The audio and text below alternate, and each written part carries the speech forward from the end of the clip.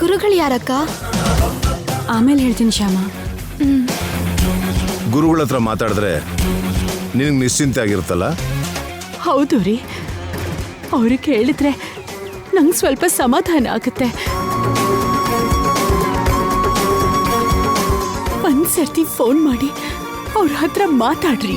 Phone ಮಾಡಿ ಮಾತಾಡೋದಲ್ಲ, ನಾವೇ ನೇರವಾಗಿ ಆಶ್ರಮಕ್ಕೆ ಹೋಗೋಣ.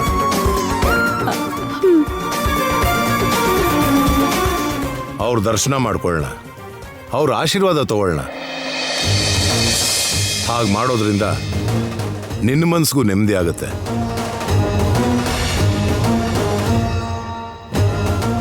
ನಡೆದಿರೋದ್ರ ಬಗ್ಗೆ ಹೆಚ್ಚಿಗೆ ಯೋಚನೆ ಮಾಡದೆ ಸ್ವಲ್ಪ ಪ್ರಶಾಂತವಾಗಿರ್ತೀಯ.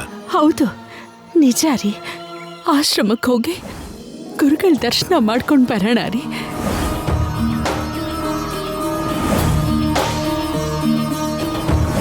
ಅಪ್ಪ ಅಖಿಲ್, ನಾನು ಅಮ್ಮ ಆಶ್ರಮಕ್ಕೆ ಹೋಗಿ ಬರ್ತೀವಿ. ಸ್ವಲ್ಪ ಏರ್ಪಾಟ್ ಮಾಡು. ಸರಿ ಡ್ಯಾಡಿ. ಅಖಿಲ್, ಒಂದ್ ನಿಮಿಷ.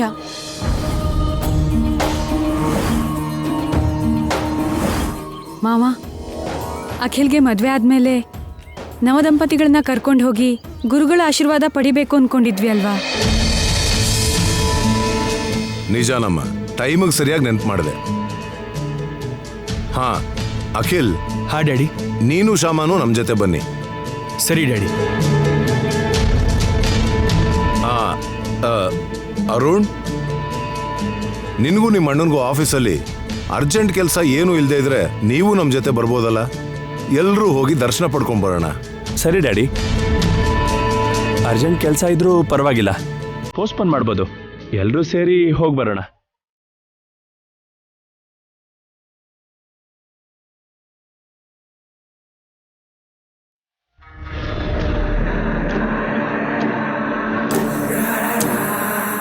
ಎಲ್ರೂ ಹೊರಟು ಹೋದ್ರೆ ಮನೇಲಿ ಯಾರಿರ್ತಾರೆ?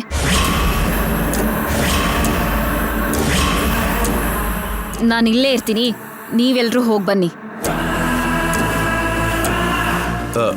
ಏನು ತೊಂದರೆ ಇಲ್ಲಮ್ಮ. ಔಟ್ ಹೌಸಲ್ಲಿ ಗೌರಮ್ಮ ಅವ್ರು ಇದಾರಲ್ಲ, ಎಲ್ಲ ಅವ್ರು ನೋಡ್ಕೊಂತಾರೆ. ನಾವು ಕುಟುಂಬದ ಸಮೇತ ಹೋಗಿ ಬರೋಣ.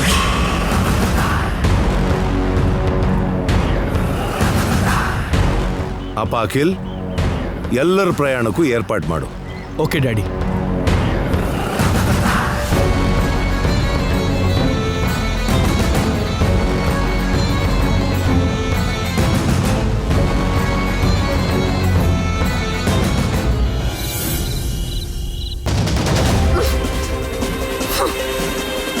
ಇದ್ದಕ್ಕಿದ್ದ ಹಾಗೆ ಈ ಪ್ರಯಾಣ, ಈ ದರ್ಶನ ಎಲ್ಲ ಯಾಕೋ? ನನಗ್ ಬರೋದಕ್ಕೆ ಇಷ್ಟ ಇದೆಯೋ ಇಲ್ವೋ ಅಂತ ತಿಳ್ಕೊಳ್ದೆ ನನ್ನ ಮಧ್ಯಕ್ಕೆ ಯಾಕೆ ಎಳ್ದಿದ್ದು? ಛೇ!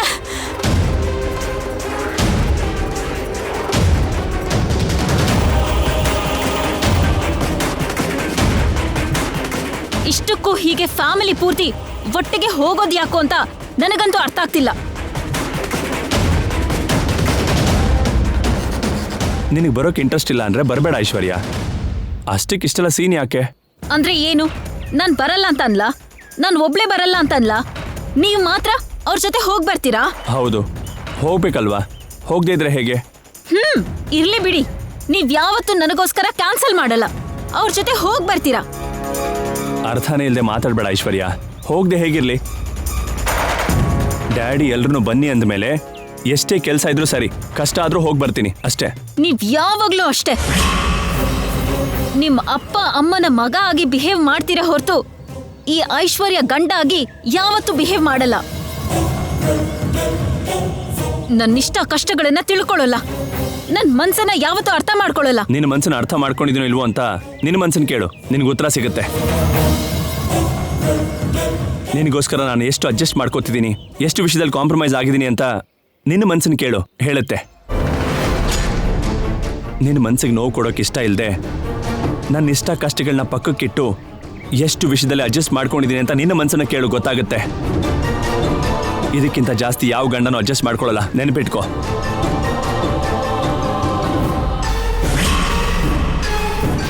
ಸಾಕ್ ನಿಲ್ಸಿ.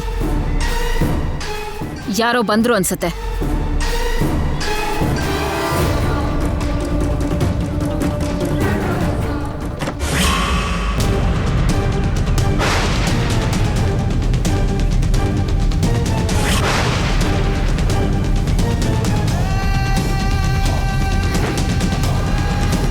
ಇಲ್ಲೇನ್ ಮಾಡ್ತಿದ್ಯಾ?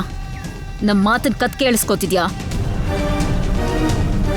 ಹೀಗೆ ಕದ್ದು ನಿಂತ್ಕೊಂಡು ಗಂಡ ಹೆಂಡತಿ ಮಾತ್ ಕೇಳೋದಕ್ಕೆ ನಾಚಿಕೆ ಆಗಲ್ವಾ ನಿಂಗೆ? ಇಷ್ಟಕ್ಕೂ ಇಲ್ಲಿಗೆ ಯಾಕೆ ಬಂದೆ? ಆಶ್ರಮಕ್ಕೆ ಉಟ್ಕೊಂಡು ಹೋಗಕ್ಕೆ ಈ ರೇಷ್ಮೆ ಸೀರೆ ನಿಮಗೆ ಕೊಟ್ಬಾ ಅಂದ್ರು ವೈದೇಹಿ ಅಕ್ಕ, ಅದಕ್ಕೆ ಬಂದೆ. ಇಲ್ಕೊಡು, ಹೋಗೋ.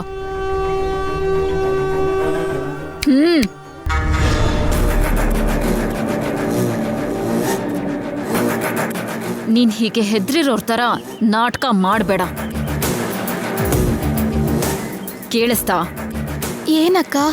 ನಾವ್ ಗಂಡ ಹೆಂಡತಿ ಆಡ್ತಿದ್ ಮಾತ್ ಕೇಳಿಸ್ತಾ? ಇಲ್ಲ ಅಕ್ಕ. ಕೇಳಿದ್ರು ಮರ್ತು ಬಿಡು, ಎಲ್ಲೂ ಬಾಯ್ ಬಿಡ್ಬೇಡ. ಅರ್ಥ ಆಯ್ತಾ?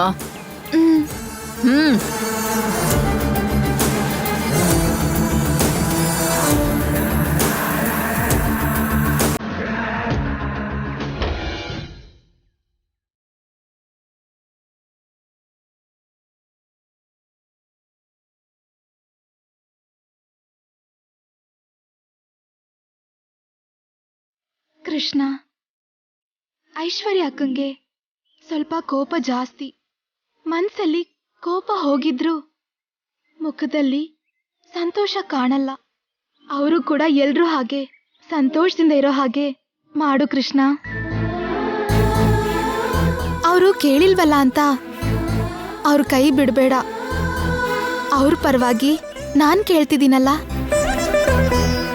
ಐಶ್ವರ್ಯ ಅಕ್ಕ ಕೂಡ ಎಲ್ರ ಜೊತೆ ಸಂತೋಷವಾಗಿರೋ ಹಾಗೆ ನೋಡು ಕೃಷ್ಣ.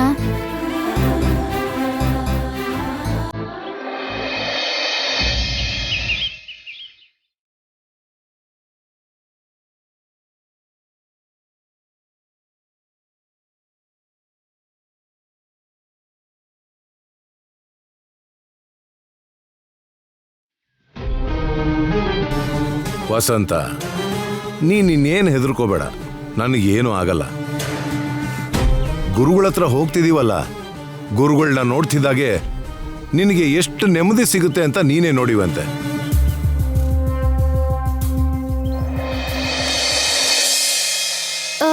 ಗುರುಗಳಂದ್ರೆ ಯಾರು ರೀ? ಗುರುಗಳು ಅಂದ್ರೆ ನಮ್ಮ ಕುಲಾಚಾರ್ಯರು ಅಮೃತಾನಂದ ಸ್ವಾಮೀಜಿಯವರು. ಅವ್ರ ಆಶ್ರಮಕ್ಕೆ ನಮ್ಮ ತಾತನೇ 10 ಎಕರೆ ಜಾಗ ಕೊಟ್ಟಿದ್ರಂತೆ. ಆ ಆಶ್ರಮ ನಿರ್ಮಾಣಕ್ಕೆ ಬೇಕಾಗೋ ಖರ್ಚೆಲ್ಲ ನಮ್ಮ ತಾತನೇ ಕೊಟ್ಟಿದ್ರಂತೆ. ಆ ಆಶ್ರಮದಲ್ಲಿ ಯಾವ ಕಾರ್ಯಕ್ರಮ ಆದರೂ ಗುರುಗಳು ನಮ್ಮನ್ನ ಕರಿತಾ ಇರ್ತಾರೆ. ನಮ್ಮನೇಲಿ ಯಾವ ಕಾರ್ಯಕ್ರಮ ಆದರೂ ಹೋಗಿ ಗುರುಗಳ ಆಶೀರ್ವಾದ ತಗೋತೀವಿ. ನಮ್ಮ ಮದುವೆ ಆದಮೇಲೆ ಹೊಸ ಸೊಸೆ ಕರ್ಕೊಂಡು ಆಶ್ರಮಕ್ಕೆ ಬರ್ತೀವಿ ಅಂತ ಡ್ಯಾಡಿ ಗುರುಗಳಿಗೆ ಹೇಳಿದ್ರಂತೆ. ಆದರೆ ಹೋಗೋಕ್ಕಾಗಲೇ ಇಲ್ಲ. ಗುರು ಆಗ್ಲಿ ದೇವ್ರಾಗ್ಲಿ ನಾವ್ ಅನ್ಕೊಂಡಾಗ ಹೋಗಿ ದರ್ಶನ ಮಾಡೋದು ಆಗಲ್ಲ ರೀ. ಅವರು ನಮ್ಗೆ ದರ್ಶನ ಕೊಡ್ಬೇಕು ಅನ್ಕೊಂಡಾಗ್ಲೇ ನಾವು ಹೋಗಕ್ ಸಾಧ್ಯ ಆಗೋದು. ಕರೆಕ್ಟ್ ಶ್ಯಾಮ.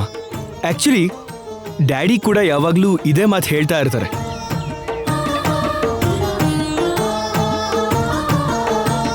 ಹೌದು ರೀ, ಅಲ್ಲಿ ಆಶ್ರಮದಲ್ಲಿ ಕೃಷ್ಣ ಇದ್ದಾನಾ? ಒಬ್ಬ ಕೃಷ್ಣ ಏನು, ಅಲ್ಲಿ ದಶಾವತಾರನೂ ಇರುತ್ತೆ.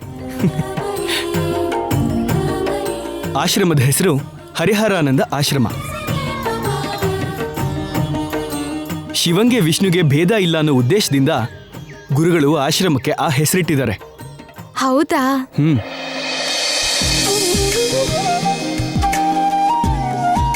ನಿಮ್ ಬಟ್ಟೆ ಜೋಡಿಸಿದೀನಿ, ಇನ್ ಹೋಗಿ ನಾನು ಬಟ್ಟೆ ತಗೋತೀನಿ. ಶ್ಯಾಮ, 1 ನಿಮಿಷ. ಏನ್ರಿ? ನಿನ್ ಬಟ್ಟೆ ಕೂಡ ನನ್ನ ಸೂಟ್ ಕೇಸ್ನಲ್ಲೇ ಇಟ್ಕೋ.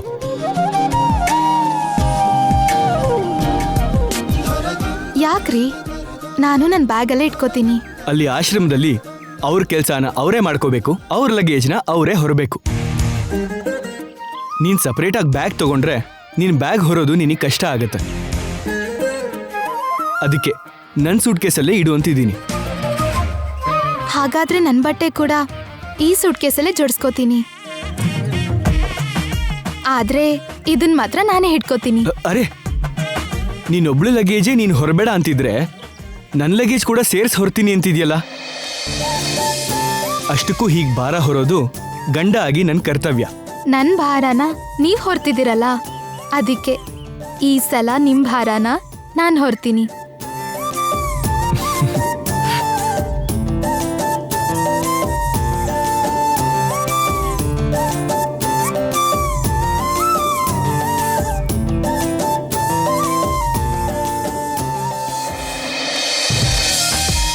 ವೈದೇಹಿ, ಆ ಲಗೇಜ್ ನಿಲ್ ಕೊಡು, ನಾನು ಕಾರಲ್ಲಿ ಇಡ್ತೀನಿ.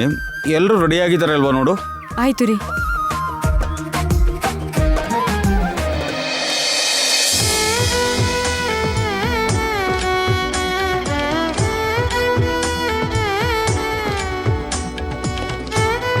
ಆಂಟಿ, ಮನೆ ಜಾಗ್ರತೆ. ಮನೆ ಎಲ್ಲೂ ಹೋಗಲ್ಲ ಬಿಡು. ಗೌರಮ್ಮ, ಮಕ್ಕಳನ್ನ ಹುಷಾರಾಗಿ ನೋಡ್ಕೊಳ್ಳಿ. ಆಯ್ತು ಅಣ್ಣ. ನಡೀರಿ.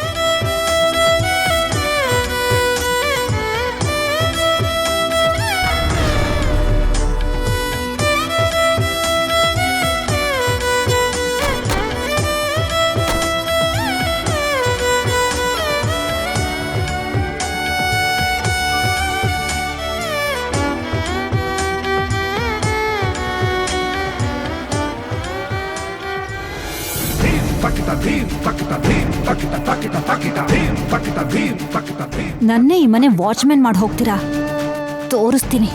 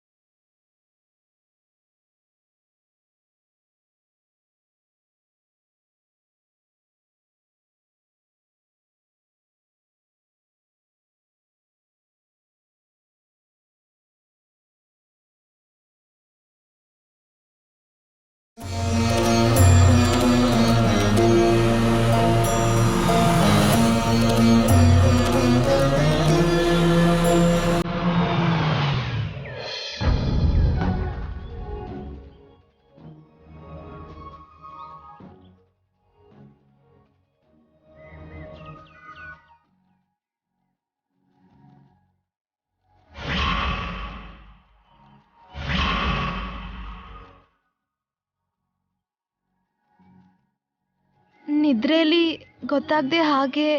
ಪರವಾಗಿಲ್ಲ ಶ್ಯಾಮ, ಈಗ ಏನಾಯ್ತು ಅಂತ ಅಷ್ಟೊಂದು ಮುಜುಗರ ಪಡ್ತಿದ್ಯಾ? ಪಾಪ, ನನ್ನಿಂದ ನಿಮಗ್ ತೊಂದರೆ ಆಯ್ತು ಅಂತ. ನನಗೇನೂ ತೊಂದರೆ ಆಗಿಲ್ಲ, ಸರಿನಾ? ನೀನ್ ನಿದ್ದೆಗೆ ಡಿಸ್ಟರ್ಬ್ ಆಗಬಾರ್ದು ಅಂತ ಅಲ್ಲಾಡ್ದೆ ಕೂತಿದ್ದ, ಗೊತ್ತಾ?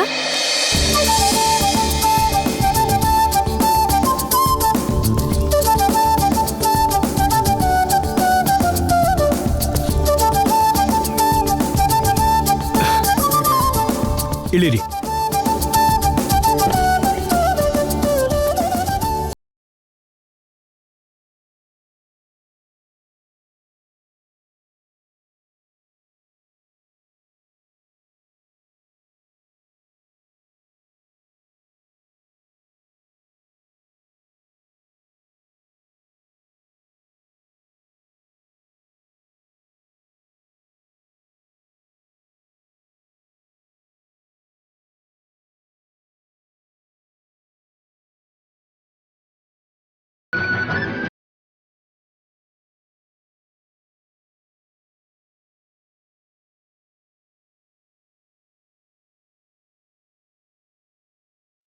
ನಮಸ್ಕಾರ.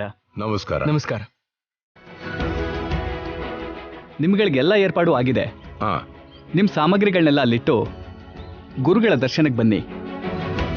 ಹಾಗೆ ಆಗ್ಲಿ, ಬನ್ನಿ.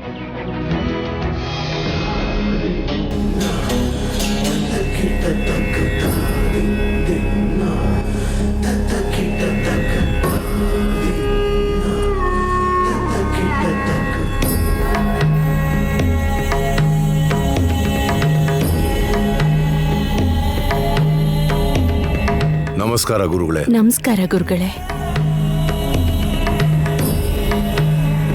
ನಮಸ್ಕಾರ ಗುರುಗಳೇ. ಗೋವಿಂದಾರ್ಪಣಂ.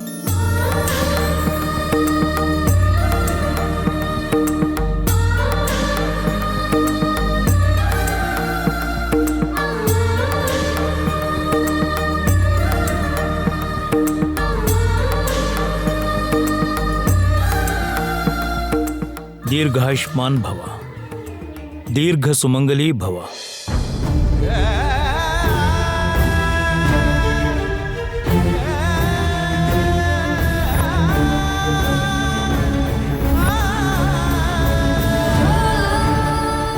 दीर्घायुष्मान भव, दीर्घ सुमंगली भव, दीर्घ सुमंगली भव, दीर्घायुष्मान भव. कृष्ण अर्पणम.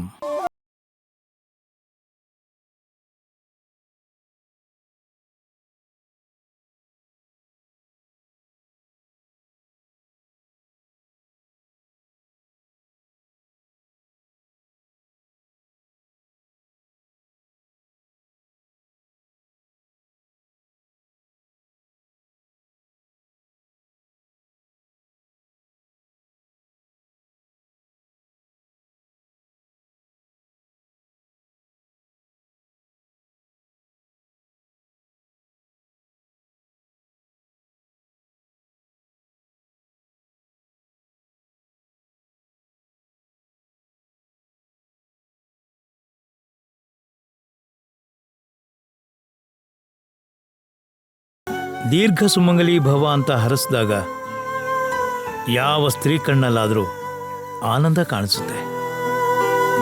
ಆದರೆ ನಿನ್ನ ಕಣ್ಣಲ್ಲಿ ಮಾತ್ರ ಕಳವಳ ಕಾಣಿಸ್ತಿದೆ. ಸರ್ವಮಂಗಳ ಮಾಂಗಲ್ಯೆ ಶಿವೆ ಸರ್ವಾರ್ಥ ಸಾಧ್ಯಕೆ ಶರಣ್ಯೇ ತ್ರಯಂಬಕೆ ಗೌರಿ ನಾರಾಯಣಿ ನಮೋಸ್ತುತೆ. ಆ ಅಮ್ಮ ಅವರ ಆಶೀರ್ವಾದ ನಿನ್ನ ಮಂಗಳ ಸೂತ್ರದ ಮೇಲೆ ಪುಷ್ಕಳವಾಗಿದೆ. ಭಯ ಪಡದೆ ಏನಾಯ್ತು ಅಂತ ಹೇಳು. ಮಕ್ಕಳೆಲ್ಲರ ಜೊತೆ ಸೇರಿ ನಾನು ಕೂಡ ಮಾಡಿ ಮೇಲೆ ಗಾಳಿಪಟ ಹಾರಿಸ್ಬೇಕಾದ್ರೆ